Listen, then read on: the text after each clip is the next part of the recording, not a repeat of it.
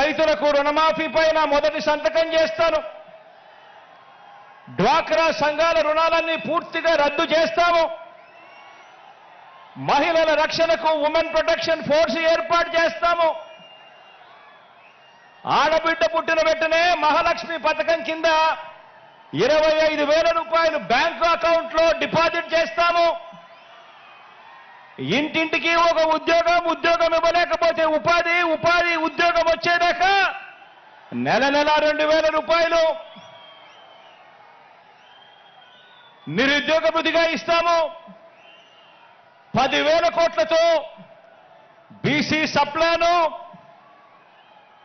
చేనేత మరియు power looms కు సంబంధించిన రుణాలు మాఫీ, అర్హులైనందరికీ కూడా 3 సెంట్ల స్థలం,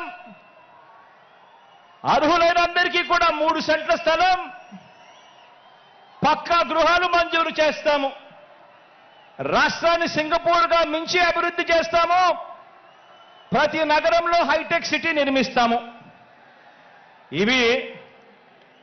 ఇదే చంద్రబాబు నాయుడు గారు, ఇదే కూటమిలో ఉన్న ఇదే దత్తపుత్రుడి ఫోటో, ఇదే ఇప్పుడు చంద్రబాబు నాయుడు గారు ఢిల్లీకి వెళ్లి ఏకంగా కూటమిగా ఏర్పడి పొత్తులోకి తెచ్చుకున్న మోడీ గారి ఫోటో.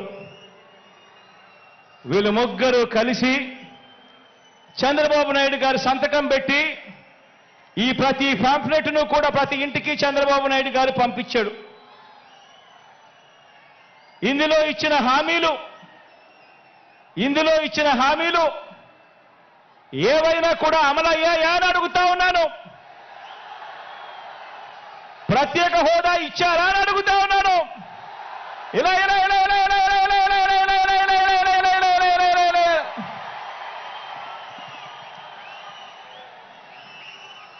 మరి ఇవి గతంలో చేయకుండా మరి పొత్తులో వీళ్ళంతా కూడా భాగమై ఈ మాదిరిగా మీటింగులు పెట్టి మేనిఫెస్టో అని చెప్పి మేనిఫెస్టోలో ఇవన్నీ పెట్టి పాంఫ్లెట్లుగా ఇవన్నీ చేసి ఏకంగా చంద్రబాబు నాయుడు గారు సంతకం పెట్టి ప్రతి ఇంటికి కూడా ఈ మాదిరిగా పంపించి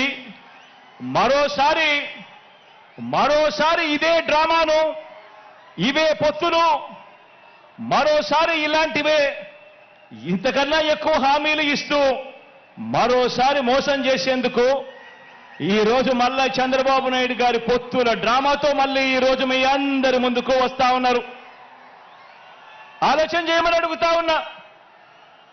చంద్రబాబు నాయుడు గారు చూపిస్తా ఉన్న ఈ పొత్తులతో ఎవరికైనా కూడా ప్రయోజనం కలిగిందా అని చెప్పి ప్రతి ఒక్కరూ కూడా ఆలోచన చేయమని అడుగుతా ఉన్నాను. ఇలా 2 చేతులు పైకెత్తి ఇలా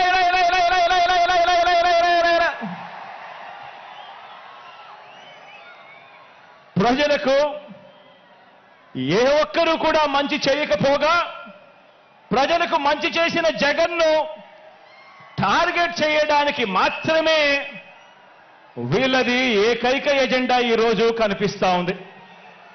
ఆలోచన చేయమని అడుగుతా ఉన్నా.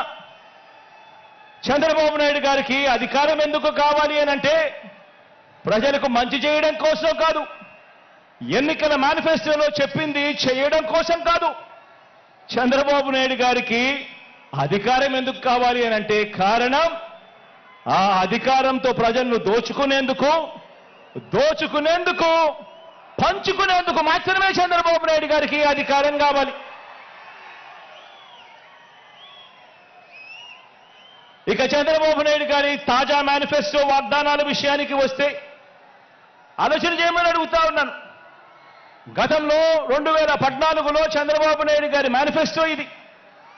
గతంలో చంద్రబాబు నాయుడు గారు ఇంటింటికి పంపించిన పాంఫ్లెట్ ఇది. గతంలో చంద్రబాబు నాయుడు గారి హయాంలో 2014లో ఎన్నికలకు ముందు టీవీ ఆన్ చేస్తే చాలు ఊదరగొట్టే అడ్వర్టైజ్మెంట్లు ఇవి. ఇన్ని చేసి అడ్డగోలుగా మోసం చేసిన ఈ వ్యక్తి ఇదే చంద్రబాబు నాయుడు గారు తాజా మేనిఫెస్టో వాగ్దానాల విషయానికి వస్తే చంద్రబాబు నాయుడు గారి తాజా మేనిఫెస్టో వాగ్దానాల విషయానికి వస్తే నరకలోకానికి నారాలోకానికి రమ్మంటే ఎవరు కూడా రారు కాబట్టి ఎంట్రన్స్ లో స్వర్గం చూపించి లోపలికి వెళ్ళాక మోసం చేసి నరకం చూపించే మార్కెటింగ్ టెక్నిక్ చంద్రబాబు నాయుడు గారికి అలవాటు. అందులో భాగంగానే చంద్రబాబు నాయుడు గారు ఈ మధ్యకాలంలో మేనిఫెస్టో అని కిచిడి వాగ్దానాలన్నీ కలిపాడు. కర్ణాటకలో నుంచి కొన్ని, తెలంగాణలో నుంచి కొన్ని, అన్ని రకాల మేనిఫెస్టోలన్నీ వాళ్ళ హామీలన్నీ కలిపి ఒక కిచిడి మేనిఫెస్టో తీసుకొచ్చాడు. ఆ కిచిడి మేనిఫెస్టో తీసుకొచ్చిన ఈ చంద్రబాబు అందులో భాగంగా వాళ్ళు చూపించే గ్రాఫిక్స్, అందులో భాగంగా వాళ్ళు జరిపించే ఎల్లో మీడియా డిబేట్లు, వారు చేసే ప్రచారాలు ఆలోచన చేయమని అడుగుతా ఉన్నాను.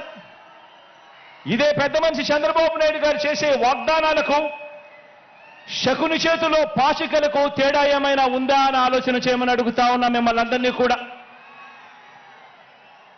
అందుకు భిన్నంగా చంద్రబాబు నాయుడు గారి క్యారెక్టర్కు భిన్నంగా మనందరి ప్రభుత్వం కరోనా కష్ట సమయంలో కూడా ఏమాత్రం కూడా సాకులు చూపకుండా పేదలందరికీ కూడా మేనిఫెస్టోలో ఇచ్చిన ప్రతి మాట ప్రకారం సంక్షేమ పథకాలన్నీ కూడా ప్రతి ఇంటికి అందించాం, ఇంటింటికి అందించాం. నేరుగా మీ బిడ్డ బటన్ నొక్కుతా ఉన్నాడు. నేరుగా నా అక్క చెల్లెమ్మల కుటుంబాల ఖాతాల్లోకి డీబీటీ పద్ధతిలో ఎక్కడా ఎవరు లంచాలు అడగడం లేదు, ఎక్కడా ఎవరు వివక్ష చూపడం లేదు. నేరుగా నా అక్క చెల్లెమ్మల కుటుంబాల ఇళ్లకు అక్షరాల 2,65,000 కోట్ల రూపాయలు నేరుగా మీ బిడ్డ బటన్ నొక్కడం, నేరుగా నా అక్క చెల్లెమ్మల కుటుంబాల ఖాతాల్లోకి వెళ్ళిపోవడం జరుగుతా ఉన్న పరిస్థితిని గమనించమని అడుగుతా ఉన్నా. ఇక నాన్ డీబీటీ పద్ధతిలో అయితే ఇళ్ల స్థలాల మార్కెట్ విలువ తీసుకోకుండా మన దగ్గర ఉన్న భూములను కూడా వాటి విలువ కూడా తీసుకోకుండా కేవలం మనం సేకరించిన భూముల విలువను మాత్రమే తీసుకొని మనం చేసిన నాన్ డీబీటీ కింద మనం చేసిన ఖర్చు ఈ 58 నెలల కాలంలో విద్యా కానుకైతేనేమి, సంపూర్ణ పోషణమైతేనేమి, గోరు ముద్దైతేనేమి, ఇలాంటి పథకాలకు చేసిన ఖర్చు 1,10,000 కోట్ల రూపాయలు. మొత్తంగా డీబీటీ, నాన్ డీబీటీ ఈ రెండు కూడా కలిపితే ఈ 58 నెలల కాలంలో మీ బిడ్డ ప్రభుత్వంలో మనం 3,75,000 కోట్ల రూపాయలు ఖర్చు చేశాం. డీబీటీ పద్ధతిలో, నాన్ డీబీటీ పద్ధతిలో.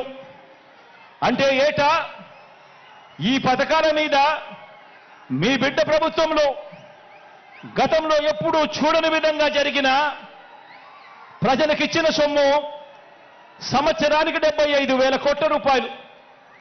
అది కూడా మనం చాలా కష్టపడితే, ఎక్కడా కూడా లంచాలు లేకుండా చేస్తే గతంలో ఎప్పుడూ జరగని విధంగా సంవత్సరానికి 75,000 కోట్ల రూపాయలు పేదలకు అందించగలిగాం.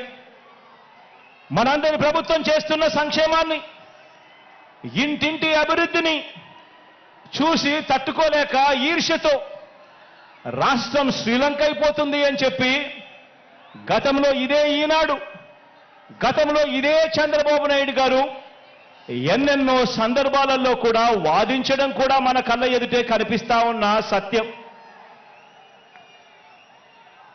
ఇప్పుడు అదే నోటితో మరోసారి మోసం చేసేందుకు, అలాగే చెప్పేవి ఇప్పుడు అదే నోటితోనే అలాగే మోసం చేసేందుకు, ఎలాగూ చెప్పేటివన్నీ కూడా అబద్ధాలే కదా, అబద్ధాలకు హద్దులెందుకు అని చంద్రబాబు నాయుడు గారు ఈ మధ్యకాలంలోనే 6 వాగ్దానాలు అంటూ వదిలారు. ఈ వాగ్దానాలకు ఏటా ఖర్చెంత అవుతుంది అని చెప్పి మా ఫైనాన్స్ వారందరినీ కూడా లెక్కలు తీయమని అడిగాను. 2020